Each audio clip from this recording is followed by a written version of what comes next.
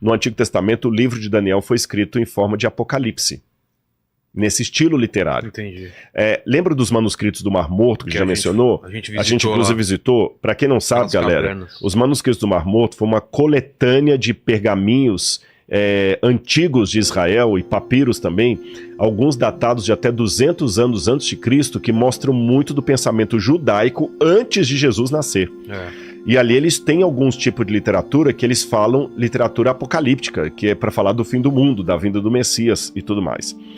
E alguns desses apocalipses, como o Apocalipse das Semanas, Apocalipse dos Animais, eles dividem a história do mundo em períodos, em 7 períodos. Não precisa ir longe. Quando a gente estuda no ensino médio, você não divide a história em história antiga, Idade Média, Idade Contemporânea. A gente não divide assim para facilitar. Da mesma maneira eles dividiam. Não que você dormiu na Idade Média e acordou na Idade Contemporânea. É uma forma que os historiadores usam para dividir a história, para facilitar o entendimento. Então os apocalipses também faziam isso, e outras literaturas, por exemplo, você tem até historiadores gregos e romanos que dividiam a história em metais. A idade do ouro, a idade da prata, do bronze, etc. E aqui o Apocalipse também parece que divide a história do povo de Deus em 7 períodos.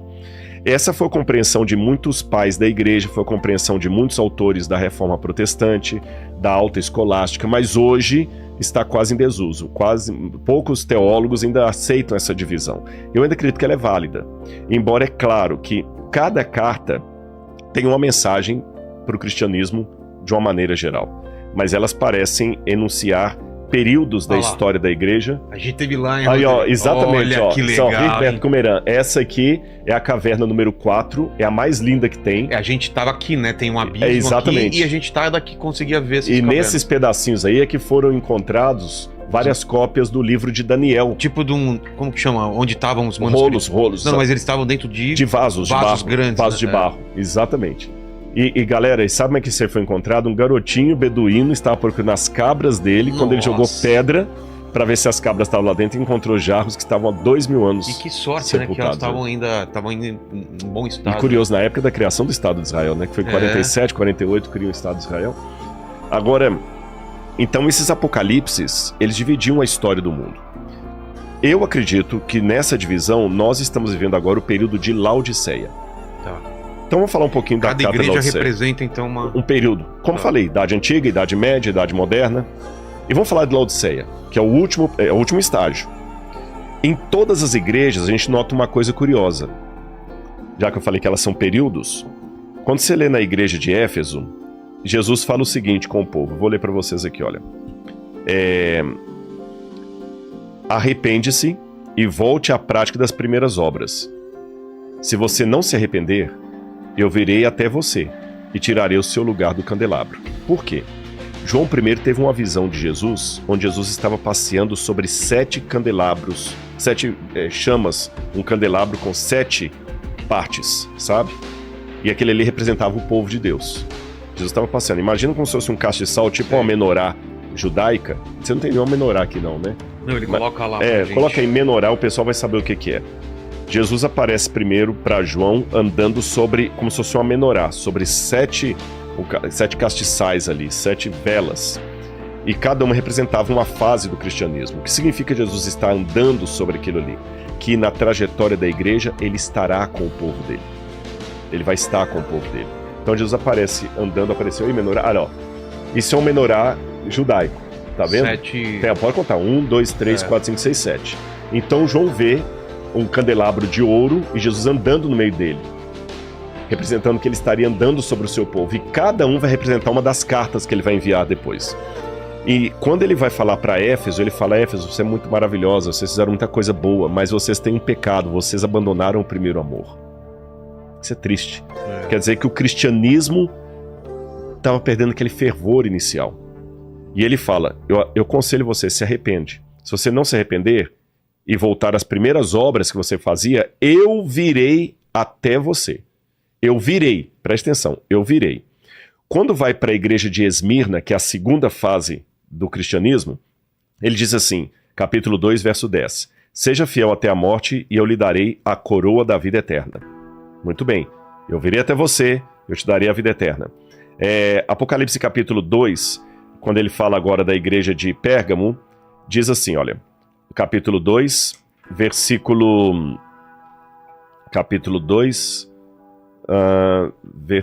16. Portanto, arrepende-se, senão virei sem demora. Virei sem demora. Nota a mesma coisa, virei sem demora. A carta Tiatira, que é outro estágio da igreja, estamos andando no tempo. A carta Tiatira, ele também fala o seguinte, olha, Tiatira, capítulo 2, versículo 25. Tão somente conserve o que você tem até que eu venha. Você está percebendo a ênfase? Eu venho sem demora, até que eu venha. Quando a gente vai para a igreja de Sardes, o capítulo 3. Sardes, capítulo 3, versículo 3. Lembra-te do que você recebeu e ouviu, e guarde-o e arrepende-se. Se você não vigiar, eu virei como um ladrão, e você de modo nenhum saberá a hora em que eu virei sobre você. Quando vamos para a penúltima parte, Filadélfia, ele também fala a mesma coisa. Apocalipse capítulo 3, versículo 11. Venho sem demora.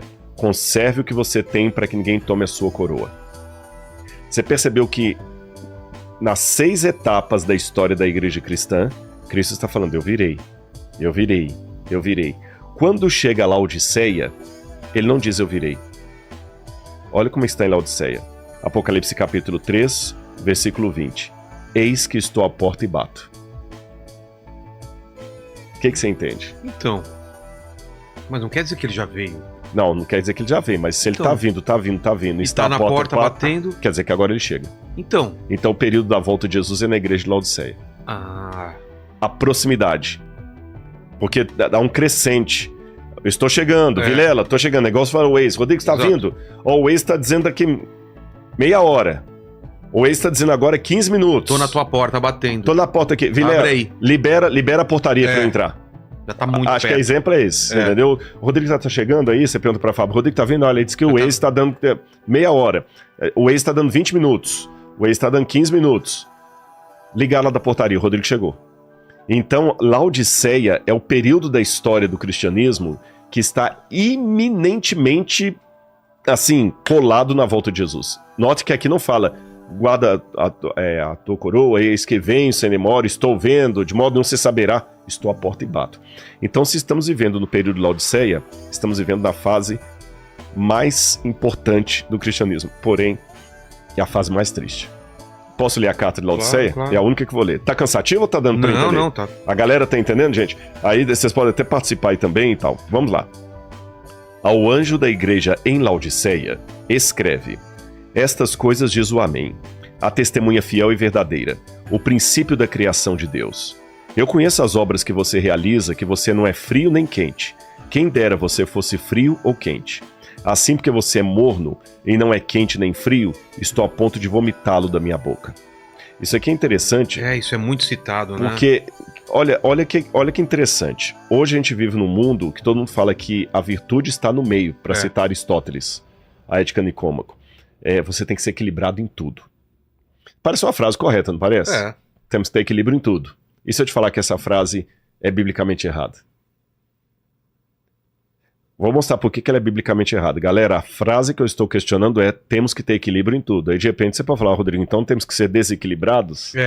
Ninguém quer ser fanático. Tem que ninguém beber muito, comer muito. Exatamente, não. Você tem que ter equilíbrio em tudo. Vamos ver. Olha o que Jesus fala. Quem dera você fosse frio, frio é um extremo. Quente é outro extremo. Correto? O morno é o equilibrado. E a Bíblia fala que Jesus vomita o morno. Então quer dizer que ele vomita o equilibrado?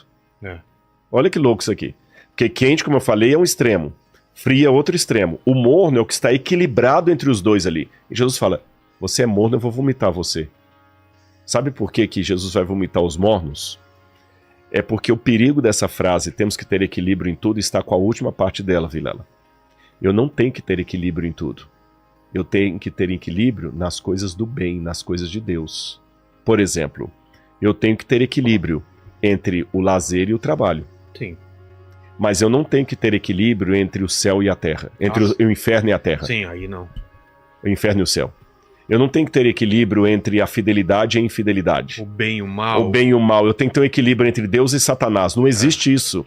Então o perigo dessa frase, por isso que eu falei que ela é muito sutil. Tudo, né? Eu tenho que ter equilíbrio em tudo? Não.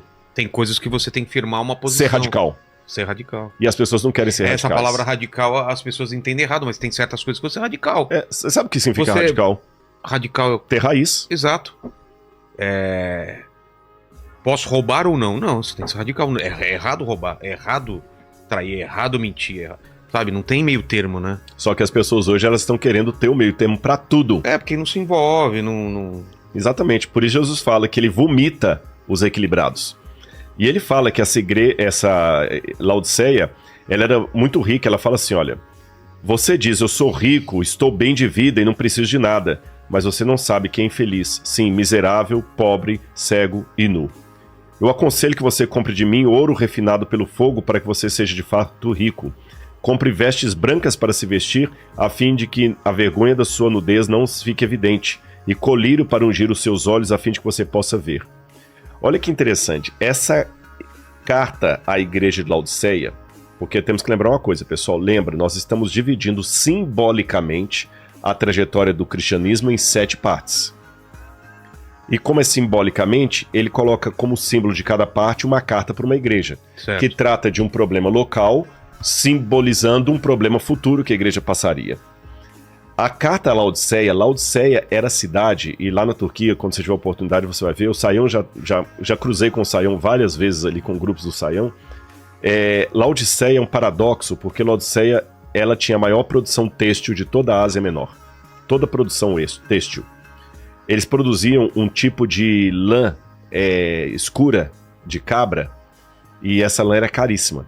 Então a moda na época era produzida em Laodiceia. Mas era pra roupa, não pra pergaminho. Não, pra roupa. Era lã mesmo. Porque lá na Turquia tem um lugar... Tem, é pérgamo. Mas aí é o couro. Exatamente. Não, aqui era lã pra roupa. E olha que interessante, Jesus fala que ela estava nua. Poxa, falar que uma cidade que produz a... E tá nua é o cúmulo do... Exatamente, é como se eu pegasse Águas de Lindóia e falasse o seguinte, você tá seca de água, não tem água nenhuma aí. Águas de Lindóia produz água. Esse paradoxo, né? Paradoxo. Era uma cidade tão rica, que o pessoal fazia muita piada sobre a arrogância dos laodicenses. Eles se achavam, cara. Eles tinham certeza. São os carioca. Os carioca de hoje, né? Foi ele que falou. Eu falei. Ele que falou. Os carioca se acha, não acha? Pô, nada a ver. Aí, São Paulo, pô, tu mora em São Paulo, meu irmão. Eu tenho praia, meu irmão. Nem praia você tem. Mais ou menos assim. Diz que quando tem raio no céu, o pessoal olha pra cima pensando que é Deus tirando foto deles, né? Exato. Laodiceia era... Não é lindo lá, né? Vamos falar o quê? É lindo. E Laodiceia também era bonito. Era bonito? Linda. Uma cidade... Tanto é que quando teve um terremoto ali nos anos 60, não anos 1960, anos 60 do primeiro século, teve um terremoto ali no Vale do Licos e Nero mandou ajuda financeira para cidades que foram afetadas. Laodiceia foi a única cidade que recusou a ajuda imperial. Não precisamos. Ficaram ofendidos ainda. A gente dá conta. Quem que o imperador acha que é? Nós vamos pegar só um dos nossos empresários aqui, tinha um cara chamado Polemos, que ele sozinho mandou refazer todo o estádio da cidade com capacidade para 30 mil pessoas. Entendi. Só um cidadão. O Polemos tinha até moeda própria, tão rico. Era o Elon Musk da que época. morava lá. Você entendeu? Então a cidade era rica. Produtora de têxtil, de tecido e rica. E Jesus fala que ela era pobre e nua. E para completar a ironia da carta apocalíptica, Laodiceia tinha a maior escola de oftalmologia de toda a Ásia Menor. Naquela época? Naquela época. Inclusive faziam operação de catarata, faziam várias cirurgias. Essa é Laodiceia. Essa aqui, inclusive, a colunata de Laodiceia. Isso aqui a cidade também tem Dicamanos e Manos. São as duas ruas principais. Vias. Essas colunas que o pessoal está vendo aí, do lado ficavam sempre lojinhas. Entendi. Inclusive, por coincidência, você pegou uma foto, não vai dar para mostrar aqui, mas ali entre as duas colunas do meio ali, tem uma coisa bem preservada lá, o dia que for eu vou te mostrar. Sim. Que é como se fosse um jogo de gamão na porta ainda da época. Sim. Que a galera sentava e ficava jogando ali, da época. Então, hoje tá tudo destruído, mas na época isso aqui é como se fosse a Quinta Avenida de Nova York. Entendi. Nós achamos Élysée lá de Paris, movimentada, riquíssima. Então, uma cidade rica, produtora de colírio para óleos, produtora têxtil, e Jesus fala que ela era pobre, cega e nua.